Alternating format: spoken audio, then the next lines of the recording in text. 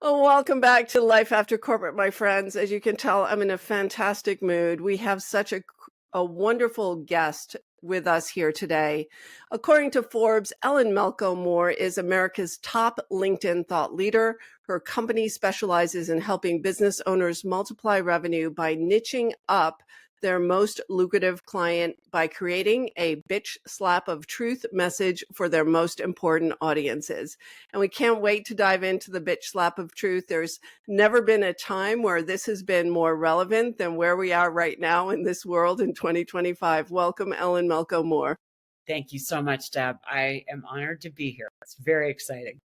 Well, so I want to help our listeners understand your journey here, Okay. and what earned you that accolade of Forbes, America's top Well, LinkedIn thought leader. let's be clear. It should say in the bio, and if it doesn't, it's on me. They said I was arguably America's top LinkedIn thought leader. And I love that because, let's argue about it. Absolutely. I think it's arguable, right? Anybody being the top anything is arguable. Let's see. What did I do? Did you want me to talk about? So what led you to SuperTight? You don't have to give me the whole history, but people love to learn, what got you to where you are right now, solving the problems that you're solving today. No problem. So, although I work with a lot of life after corporate people, I am life after academia. So, I started out I started teaching rhetoric, English, persuasion, persuasive voice when I was about 25, and I taught at University of Denver for several years. Excuse me, and then I escaped a PhD program in English literature and creative writing, started a business in my early 30s. And that business was successful. And then other people started asking me, because I had the teaching background and I had an early success. Hey, you had a successful small business. What did you do? What can you, and you were a teacher. So can you teach me to do what you did? And I was like, I don't know what we did exactly, right? So I went back and did some high-level training and with some mentors, because I didn't actually have enough time or money to get an MBA. And so I thought, well, I'll just sort of drop down here. And so that was the start of SuperTight. And then what we noticed was that so many small businesses and so many, especially thought leader businesses, expert service provider businesses, what happens is they just don't go tight enough.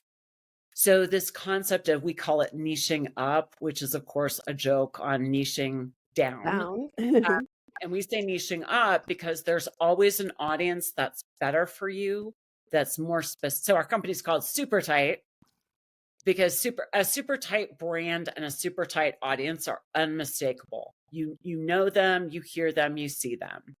And then we say niching up because often you can niche up to a much more lucrative audience.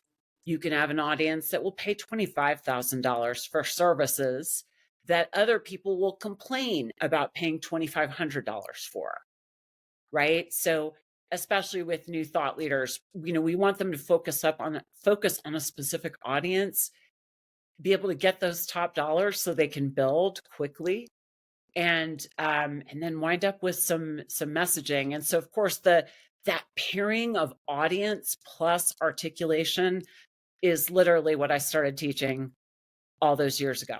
Yeah. And, I just want to point out, the best processes for dialing in products, services, messaging, marketing have existed since the beginning of time.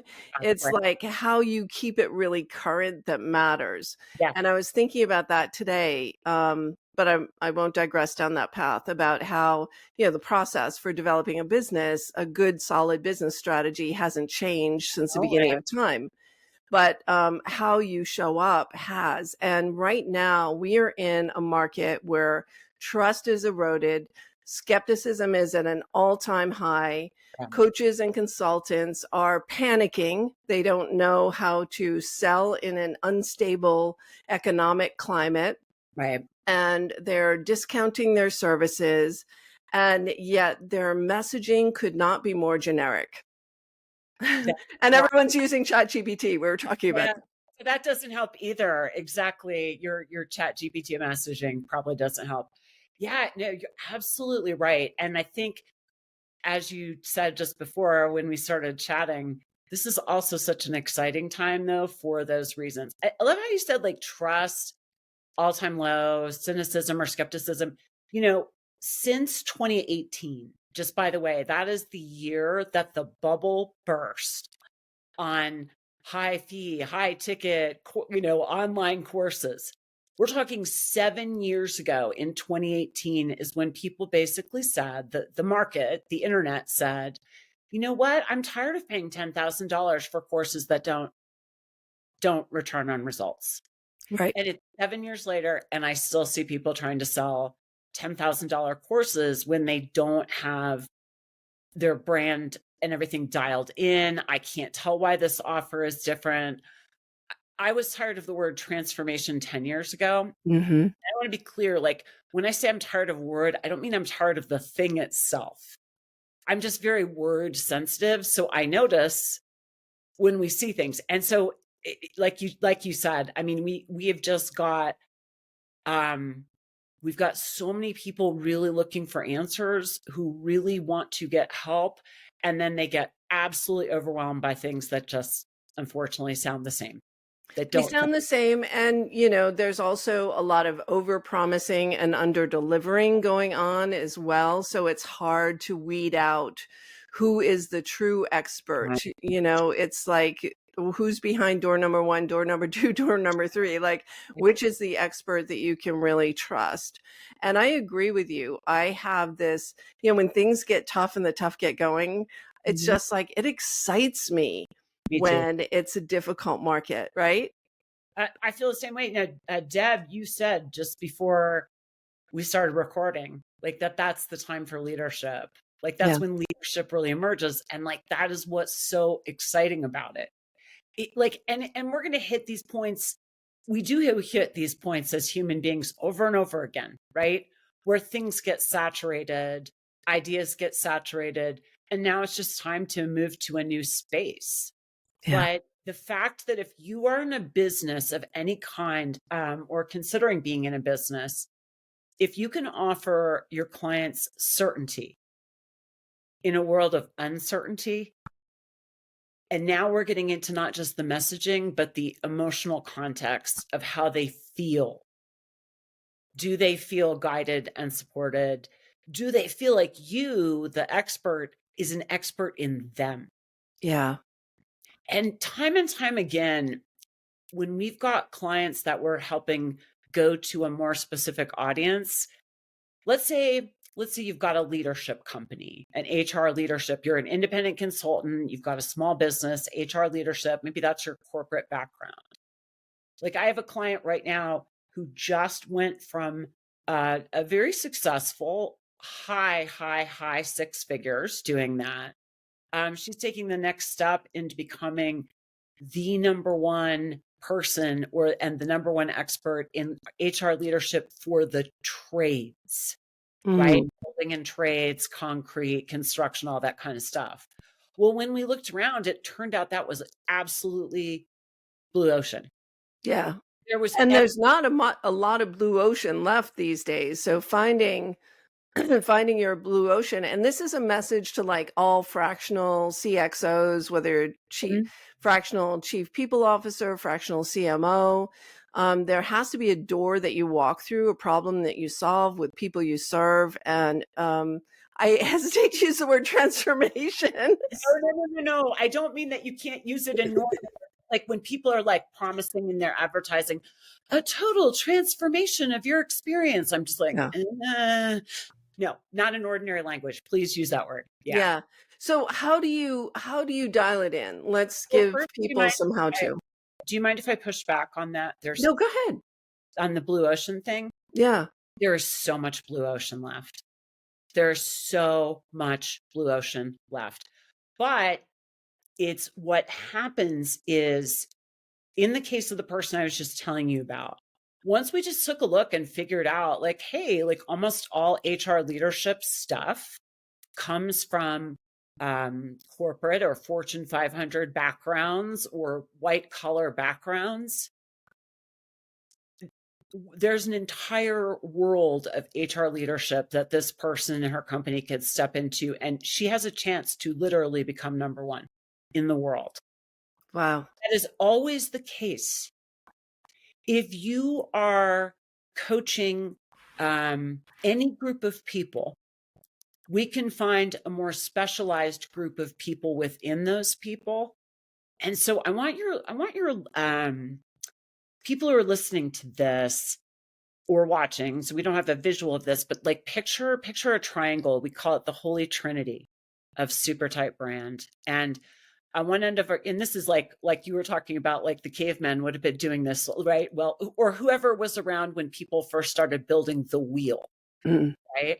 So like we've always got our target client or avatar as one end of the triangle. We've got the problem that we solve as the next leg of the triangle. And then finally, we have the way we articulate our solution at the third part. That's all that's ever there in any brand. It is the target person, it's the problem, and then it's the way we're presenting our solution, right? Yes. So I have yet to find any expert where we can't go tighter and more specific in just the target client alone. Amazing. But here's what happens. Psychologically, people don't want to do it because it's scary. Yes, I'm going to leave money on the table. What I do can serve everybody. If I niche down too far, get too specific, I'm going to lose out. Well, I think that is a very normal feeling that we as human beings all have. But I want you to think about getting married. Like, what if you said to your future spouse, like, listen, I don't want to rule others out of our marriage. So let's go ahead and be married, but also like other people could come into this anytime. Hope you're cool with that. Like, that's just how it is. When you think about how toilet paper itself is niche, when you think about how Target, the store Target itself, is niched for a very like, are you just more for everybody than Target or more for everybody than toilet paper? And more particularly, I think if you stop worrying about who you're ruling out and you obsess over who you're going to rule in, you will find you get there very quickly. And when we start from that place of who the target audience is and going tighter, well, now we can always find a very specific problem to solve. Because again, if you are in a trades or building organization, your leadership problems are very different than someone who's only in an office. So now the problems change. So now the way you articulate solution, and we call articulation of solution, again, bitch slap of truth. We do that because we want you to have a message for what you do that absolutely wakes people up and confronts them with the cost of doing things the old way. So like, again, a very fast example of this would be something like Simon Sinek's Start With Why. Okay, that's what we would call a bitch slap of truth message because it's for a very specific person and it confronts. I'm sorry, I think I'm getting too quickly onto that topic and maybe we need to stay more with target audience. I don't know. That's okay. DR can edit it, but I think we can also go back and forth. Our audience is flexible. Okay. Well, I'm picturing my triangle, my holy trinity, right? But here's the coolest thing. Once you specialize in a really specific target audience and you let them know that you're doing so, they will not care about anything as much as they care about the fact that you specialize in them. So let's get to that, right? So there's, I think I specialize, right? So it's life after corporate. I only work with women leaders who have been in corporate, who have a desire to launch a coaching or consulting practice. Right. Even that is not specific enough.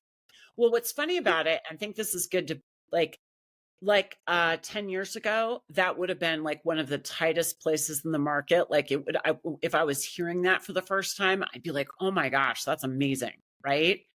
So it's just thinking about in the world of that, for a while, perhaps you're the only person talking to former women in corporate, and then more and more people, it's like, I always joke, it's like more and more people jump into that place with you, Yeah.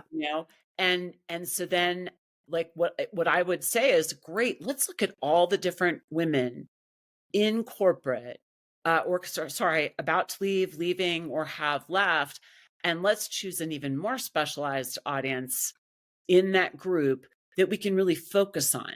Hmm. Now, we might not say overtly, so let's just pretend we picked somebody who had been in business, 3 years post corporate, that the position they used to hold, they were C-level, and I don't know what other descriptions we would give, but if we pick that person, you don't have to say, like, on your LinkedIn at the top and at the top of your website, you don't have to say, I only see people who have been in business 3 years, blah, blah, blah.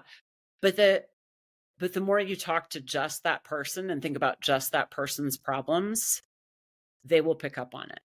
Or let's say you pick women in corporate who were in, and I know most industries are male dominated, but let's say you focused, women leaders in tech who were leading at that level in technology, again, at a certain time, which means that they would have all gotten into the market at the same time. So, like, one of my clients is doing Gen X, 10X right now, and specializing in all the Gen X women who have a very specific situation going on because of their age. Yes. Does Got that it. Yes, absolutely. So, getting to dialing in the ideal client audience to a very high level of Mhm. specificity is not a nice to have, it's a have to have right now. Correct. Because the market is crowded. There's just a whole lot of noise. And so, creating that ideal client, identifying the problem that they have. Now, what are some of the nuances about dialing in the problem and getting the problem super tight? I think getting the problem super tight is one, you need to understand what they believe the problem is. Because often we as experts, we sort of want to explain our methodology and our systems, but they don't care about that, at least not at first. So what would be a typical problem? Let's just use a real case scenario. Okay, so you've got somebody who was a corporate executive leader. Now they're into a coaching or consulting or fractional role. Let's pick somebody and think about what would be the problem they solve. Because I think when we talk about a specific instance, it's always easier to understand than kind of a theoretical. So, like, Yeah. your clients is what I'm saying. Yeah. Yeah. So, one of my current clients helps companies launch a podcast. Mhm. So, it's a thing right now that companies want to get on the podcast bandwagon. So, it's either to communicate with employees, create a better cultural environment for employees, or to also focus on the outside market and customer loyalty. So, those are two applications for a podcast. Okay, really great. So then let's say she and a bunch of other people are helping companies start podcasts, right? So then, okay, what's the problem? We need to start a podcast and we have no idea where to start.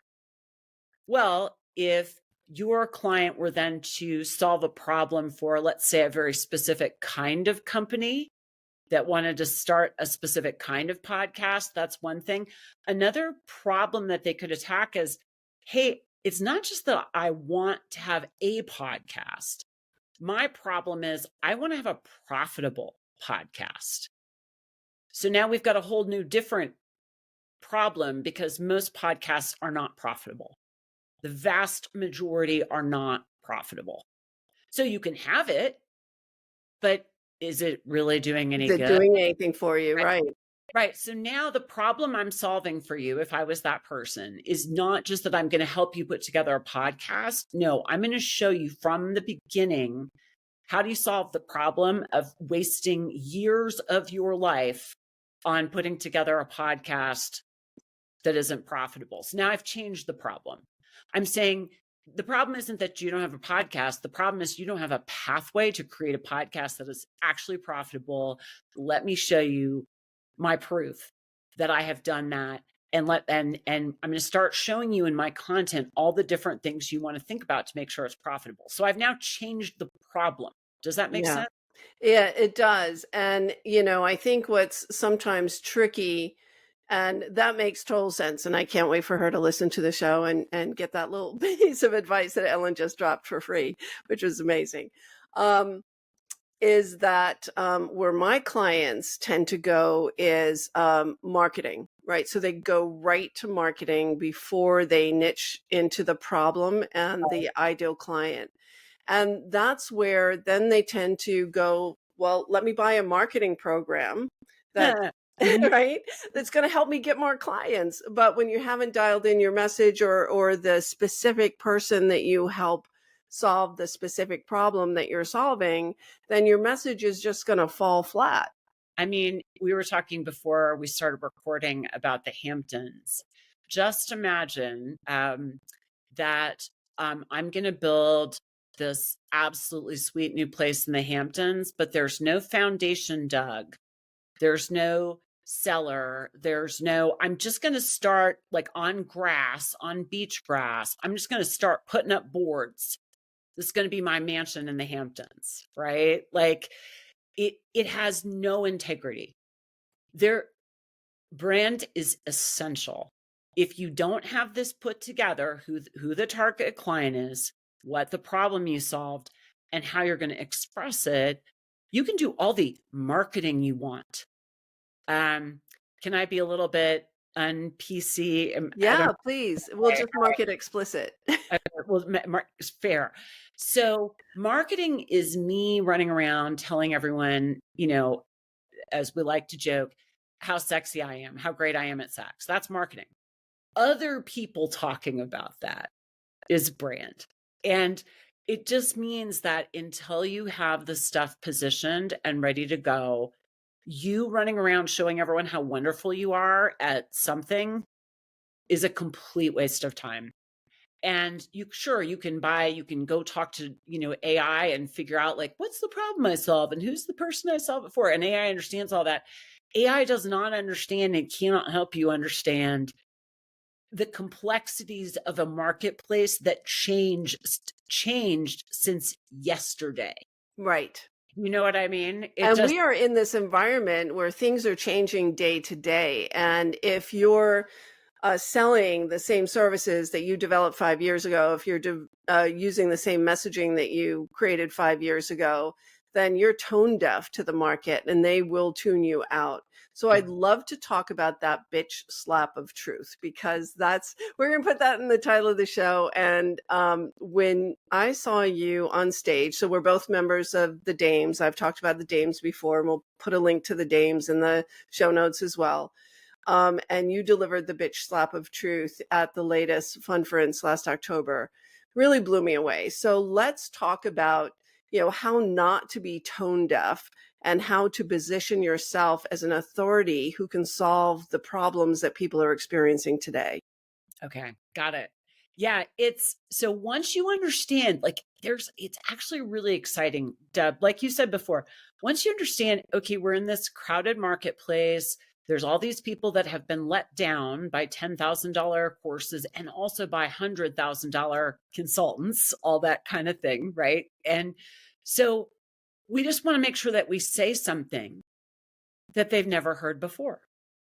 Yes. It's really that simple. And not only something they've never heard before, but we say a bitch slap of truth is a messaging that challenges what they are hearing from everyone else, right? So first you figure out, okay, who's going to be your we call it MLC, most lucrative client. That's the client, that's the target client we talked about. That's the person who's got the most money to pay. We love acronyms. We call it ATP, ability to pay. Are you going after a pool of people who have massive ability to pay? And do they have eagerness to pay? Okay, so first we're going to figure out who those people are that have ability and eagerness to pay. Secondly, we're going to think about, okay, right now it is spring 2025. And I know Deb, Deb is my target client, let's just say. I'm going to think about what has Deb heard? What is Deb hearing from every other person? Where's her current information that she's getting about, let's just say, marketing or messaging or LinkedIn, which are the three things I do, right?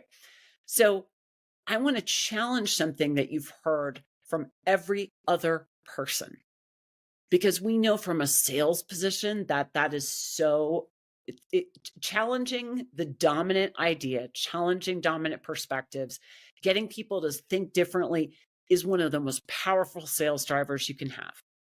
So then again, like a really simple example of a bitch slap for truth, it's not one I invented, but it's just such a good one, is like the first diet/exercise nutrition person who used the sentence, abs are made in the kitchen.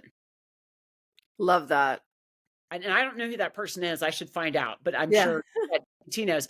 But the point is, all these people are doing all this work to show you that the way you get abs is all these sit-ups and exercise.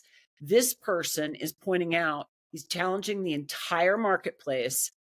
And he's basically saying, you can do all the crunches, the sit-ups, the planks, the poles, the anything you want, but abs are made in the kitchen. And what that means is, until you stop eating so much food or different food, you aren't going to see the abs you already have. Yes. So that's, yeah. And I think another example that maybe my clients have heard me say before, and listeners certainly have heard it, is, when it comes to pricing, people always say, well, what am I worth? I want to price my worth. And I always say, no one's buying your self-worth. They're buying a solution to a very expensive problem. So we coined the term return on advantage. It didn't exist in the marketplace. No one had used it. And so it enabled us to create a formula for how you calculate return on advantage for your clients, which enables you to charge exponentially more than your self-worth would ever allow you to. So, and then I assume you say ROA. Yeah, ROA. Okay. So then the way you would bring that in is, and I'm sure you do, is like basically, hey, to Deb's listeners, you've thought about ROI, but we don't care about that anymore. Now we care about ROA, right? And then you introduce the idea. Yeah. So one of the things that when we work with anyone, whether it's somebody very, very famous and well-known or someone who's newer in the world starting out, we are always looking for that challenge, that it's not just it's not just like a marketing phrase, right? Like it's got to change someone's opinion and position in seconds. So if I'm spending all this time trying to figure out how much I'm worth, how much my thing is worth, and then I come across 2 sentences from Deb Boulanger about return on advantage, instantly my mind has changed. That. Absolutely. That is a very, very good example. That's the hardest part of marketing that no one spends time with. And it's something that ChatGPT can't help you with. Only Ellen Melko Moore can help you with. Just because, and we've had a couple of conversations, and I'm going to do my homework today on my bitch slap of truth. Yeah. And we're going to have a conversation about it actually tomorrow. And I'm super excited about that. Tell people how you work with them to get to that category leadership position as a thought leader, so that you're creating that blue ocean. So my mind was blown today. I've, bought into the narrative that there is no more blue ocean. It's all bloody and red.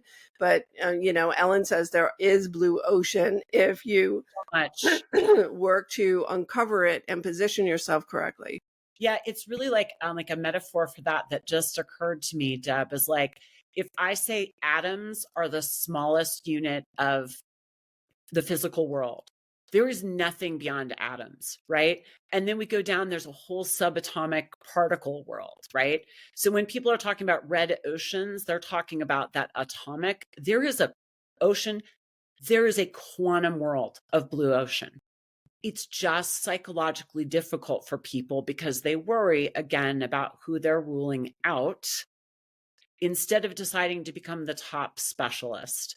So I'm just going to give just one more example. A client who started out as sort of a marketing messaging expert. Then we figured out that, a problem she solves really, really well is helping people pitch, like for angel investors and different presentations where they're trying to get money, right? Well, then we changed her target audience and we started looking for people who had bigger and bigger budgets to pay for her to come help them pitch. And then we found out that there was this whole world with inside corporate America called innovation labs. And I say we found out because she and I are both like former academics. So like we don't know these really obvious things that like your listeners probably know, right? Okay. So what we found out is innovation labs have to constantly be pitching to their own corporate entities to get more money to invest into the projects they're working on. So she became an innovative labs pitch specialist. Oh my God. You understand? So now every innovation lab in the country who's finding out about her is fighting to get her because they need to get more money from their own company, right?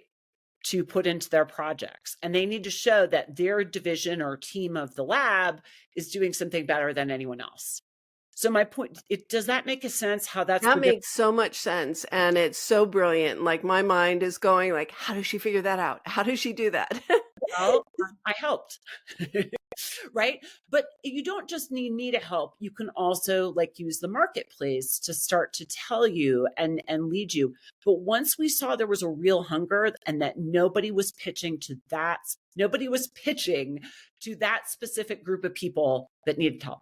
No one. But it's, you ask the right questions. You have that question framework and you have this brilliant mind that is so creative and yet thinks in frameworks and patterns too at the same time. And so you're like creatively creating frameworks, patterns, and new ways of communicating things at the same time, which really, truthfully, I'm fangirling all over you right now because I think that is the hottest skill around. And especially now when it's hard for people because people aren't natural communication strategists. And I think I'm pretty good. I think I'm pretty good at copy. I'm always thinking about, flipping the lens. What is it that people don't see that they need to think differently? But my mind has been blown since working with you on the whole bitch slap of truth. And so I want to make sure people are clear on what that BSOT is. So if you just describe that and then how people can like get some support from your website or book a call with you, that would be fantastic. Okay.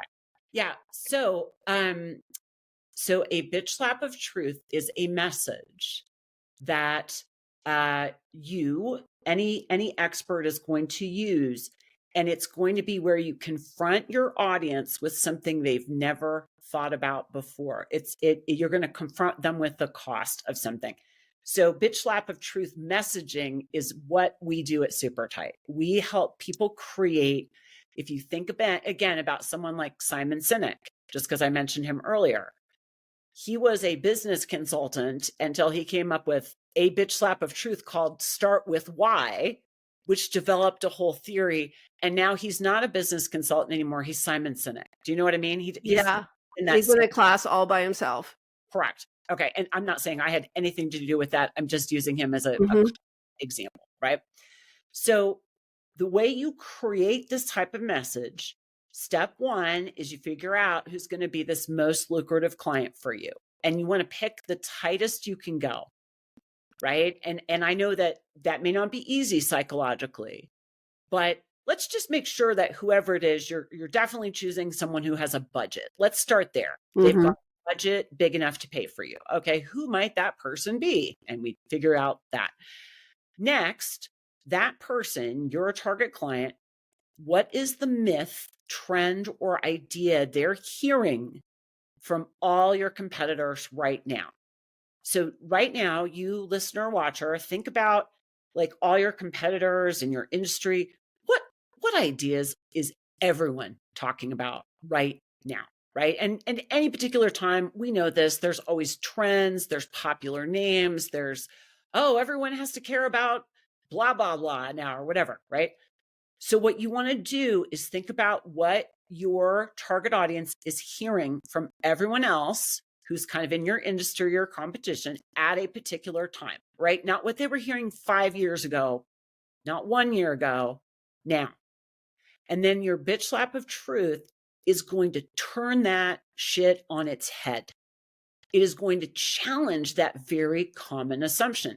So, like for instance, if Deb had the assumption that there are not very many more blue oceans, and I come back and I say there are blue oceans everywhere, if I could find a way to say that or use that phrase in a way that landed just immediately, and I could trademark and copyright that, now that becomes my bitch slap of truth. Yeah, Because well, you kind of did that and say, there are blue notions everywhere in the quantum field. There are quantum. Yeah, I yeah, mean, so I'm on my way to starting to yes. formulate, and that's how you do it. And you Yeah. just 3 steps. You pick the person, you think about what this person is seeing everywhere else, and then you challenge that assumption. And this is all based again on your expertise, your mastery. What we're talking about, Deb, is taking things that are actually quite complex and turning them into a sound bite that confronts other people and opens up this really exciting place where people want to talk to you just because they want to learn more. Yeah. People want to talk to you because they want to learn more. You are on your way to 6-figure deals, 7-figure deals, and beyond. And then you can share all of that out in the marketplace. Back in the day, that people used to say, oh, well, 90% of your expertise stays behind the door and you put that 10% out Yeah. in front. Now you put everything out there. You put Yeah. everything out there, but mostly you put things out that people can consume. So just to get back to how do we do this with people? How do we work with people? Well, the reason because people are probably at this point, like, why is this person a LinkedIn expert? She hasn't mentioned LinkedIn once. I know I was going to get there too. So basically what we found was really doing this type of specializing, super tighting, creating your bitch slap of truth message is psychologically very difficult for people because they're scared they'll pick the wrong thing, or is this the right message, whatever. So the way I started was I said, well, let's just put it into your LinkedIn profile, your personal profile. And that's how I got into LinkedIn, because people were willing to put stuff up there and not worry because it wasn't like their website and all their formal marketing materials. And basically, we ask you to pretend that your personal LinkedIn profile, it's not a resume, it's not a CV, it's not any of those things. It's a resource. And so people should be able to go and find stuff that they can use and interact with right away. And I'm talking about a profile where instead of telling you how I'm going to help you, I just start helping you, right? Like if I was doing the blue oceans thing, I would just start explaining that in my profile. I wouldn't be like, someday, Deb, when you work with me, I'm going to show you the quantum world of blue oceans. Like, you don't care. And then we figured out that LinkedIn profiles are this like perfect rough draft. They're this perfect sandbox and nobody uses them like that. And what I mean is you can make changes in your banner, your headline, your about section, start putting together this new targeted messaging, and you can change it tomorrow if you don't like it and no one cares. I change my LinkedIn profile almost every day. So I'm making little tweaks on things I'm talking about. Nobody has ever written me a letter and been like, Ellen, yesterday you said you were blah, blah, blah. Like no one cares. So once I found out that if people are doing things right on LinkedIn, they can not only come up with perfect messaging and perfect target audiences, but they can get business right away. And when I say right away, I mean, like once you start putting out useful content that other people can actually use and enjoy, and not, 2-hour LinkedIn lives, like such a cash grab on their part, by the way, LinkedIn, like don't do LinkedIn lives. Yeah. Oh, we figured that out. There were 4 of us that did, a half-hour show for 6 months that no one watched. Yeah, I know. It's 60 seconds or fewer on LinkedIn. But the point is, that's where I always start working with people is, let's put this together. Let's put it together first on your LinkedIn profile and test it. Mm-hmm.